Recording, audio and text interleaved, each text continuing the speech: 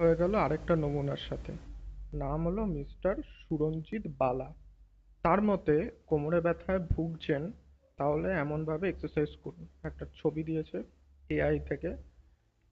যদি ব্যথা খুব খুব ব্যথা করে তাহলে বন্ধ করুন। মানে এর পরের ফিজিওথেরাপিতে আর কি আছে সিলেবাসটা সেটা ওনার পড়া হয়নি।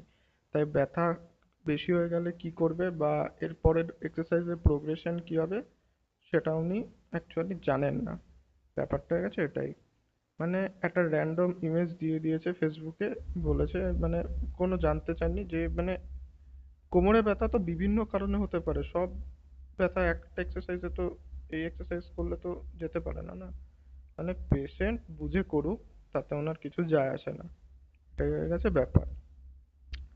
আসলে মোদ্দা কথা হচ্ছে আগে এই ধরনের যারা লোকগুলো ছিল, আমি বললাম না ওয়ার্ডটা, তারা পাড়ার মোড়ে অন্ধকার গলিতে বসে এই টুকটাক করে চিকিৎসাটা করতো।